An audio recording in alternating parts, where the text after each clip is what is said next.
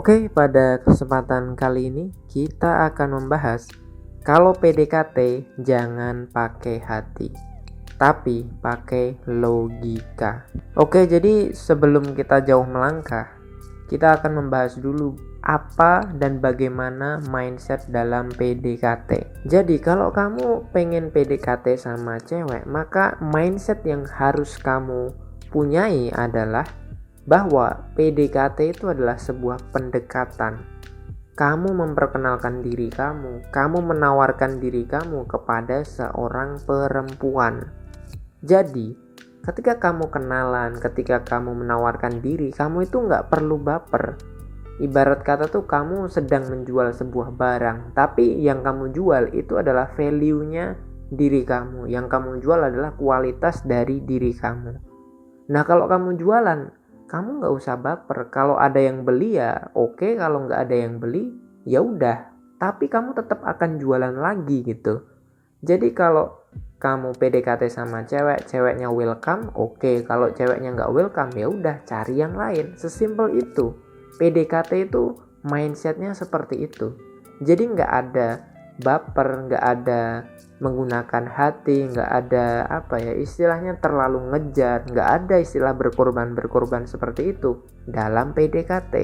Nah, ketika kamu menggunakan hati, ketika kamu terlalu baper, ketika kamu terlalu ngarep sama cewek, maka cewek itu akan memanfaatkan kamu. Kenapa? Karena wanita itu pinter dalam mempermainkan emosinya, apalagi perasaan seorang laki-laki. Gue kasih contoh seperti ini. Misalkan kamu ini orangnya minderan, tapi kamu ngarep banget sama seorang cewek yang namanya Rani. Namun kamu itu orangnya masih minder, belum percaya diri, belum punya skill, belum bisa membanggakan diri kamu sendiri gitu. Sehingga ketika kamu PDKT sama si Rani, kamu PDKT-nya lewat chattingan sama dia. Pertama mungkin kamu akan minta nomor si Rani dari temennya, atau minta langsung ke Rani, yaitu pun kalau kamu berani gitu. Akhirnya kamu pun ngechat si Rani. Awalnya 1 kali kamu gak ngechat belum dibales, ngechat lagi 2 kali belum dibales. Akhirnya ketika kamu bales status WA-nya dia, tiba-tiba dibales. Kenapa dibales? Awalnya sebenarnya si Rani ini tahu gitu bahwa kayaknya kamu itu suka sama si Rani. Rani itu sebenarnya paham gitu. Sehingga Rani ini mencoba untuk merespon perhatian kamu. Dalam tanda petik, sebenarnya si Rani ini mencoba untuk ngetes kamu. Akhirnya kamu sama si Rani pun akhirnya mulai chattingan. Meskipun kadang-kadang dibales, kadang-kadang enggak, kadang-kadang dibalesnya cepet, kadang-kadang dibalesnya lama. Lama-kelamaan si Rani ini juga memperhatikan, sepertinya kamu ini layak dijadikan seorang budak. Akhirnya Rani pun menawarkan untuk lebih intens gitu chattingannya. Kemudian Rani pun akan mencoba untuk minta tolong ke kamu. Awalnya mungkin minta tolong untuk ngerjain tugas, atau bantuin sesuatu, atau bantu nyari sesuatu gitu. Awalnya Rani akan mencoba ngetes untuk minta tolong hal-hal kecil, hal-hal yang sederhana. Ternyata kamu bisa melakukan hal tersebut. Kemudian mungkin si Rani ini akan minta. Selanjutnya Rani itu akan mencoba untuk kode-kode gitu. Bisa jadi ketika kamu chattingan sama si Rani, Rani akan bilang, aku kok kayaknya lapar banget ya, pengen makan mie ayam. Kemudian karena kamu tersentuh, akhirnya kamu beliin dia mie ayam pakai GoFood. Kemudian si Rani ini coba untuk minta tolong, bisa nggak kamu antar dan jemput aku. Akhirnya kamu menyanggupi hal tersebut. Lama-kelamaan Rani ini akan terus memanfaatkan kamu. Dan Rani ini memang niatnya ingin memanfaatkan kamu. Karena Rani tahu bahwa kamu itu suka sama dia, sehingga Rani akan memanfaatkan kamu. Dan kamu mulai merasa bahwa kamu adalah orang yang paling hebat, paling penting buat si Rani. Padahal si Rani ini mencoba untuk memanfaatkan kamu. Itulah hebatnya seorang wanita. Dia itu bisa membuat kamu merasa jadi penting, membuat kamu merasa dicintai, membuat kamu itu merasa seperti sosok yang sangat luar biasa gitu. Padahal niat si Rani memang intinya adalah dia memanfaatkan kamu. Bagaimana cara Rani untuk meyakinkan kamu seyakin-yakinnya?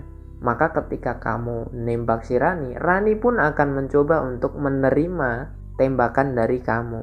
Anggap aja ini adalah pacaran yang ya cuman status doang gitu. Namun di sela-sela hal tersebut, Rani akan tetap terus chattingan dan teleponan sama cowok lain gitu. Di suatu momen mungkin tiba-tiba Rani ini akan tiba-tiba drama, tiba-tiba susah bales chattingan kamu, tiba-tiba susah untuk diajak ketemuan, susah untuk diajak telepon. Dan ketahuilah ketika Rani melakukan hal tersebut, maka Rani itu sudah menemukan cowok yang baru.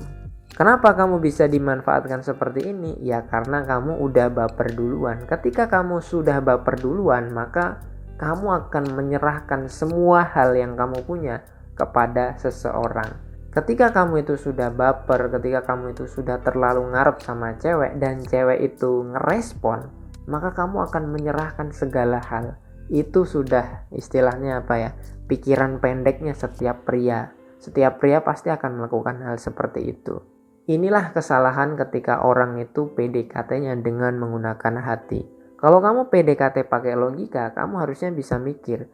Yang namanya PDKT yaitu cuma perkenalan aja. Kalaupun kamu ingin pacaran sama dia, ya kamu harus konsisten di awal. Ketika kamu berkorban untuk cewek, cewek juga harus berkorban balik untuk kita. Sehingga ada yang namanya timbal balik gitu. Sehingga kita itu membangun sebuah hubungan, membangun sebuah PDKT, itu dua arah PDKT-nya.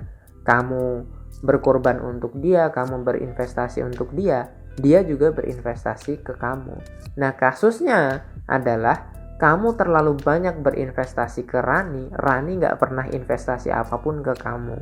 Sehingga Rani dengan mudahnya bisa memanfaatkan kamu dan bisa meninggalkan kamu. Sebenarnya kuncinya sangat sederhana. Kalau kamu gak pengen dimanfaatkan wanita, ya kamu harus punya mindset PDKT yang tepat. Kamu mungkin merasa bahwa mindset itu gak penting, alah apalah segala macam. Tapi ini adalah salah satu fondasi ketika kamu itu mau PDKT. Kalau kamu belajar dimanapun, mau kuliah di Indonesia, di luar negeri, yang namanya mindset, yang namanya pola pikir, itu adalah fondasi, itu adalah sebuah dasar dari ide ataupun gagasan sebuah teori. Kalau kamu nggak mau belajar tentang mindset, ya kamu akan gagal selamanya. Sesimpel itu bro. Kalau kamu punya gagasan atau ide yang lain, silahkan komen di kolom komentar. Barangkali gagasan kamu bisa membuat orang terinspirasi. Kurang lebihnya mohon maaf, semoga bermanfaat dan semangat bro. Salam sukses.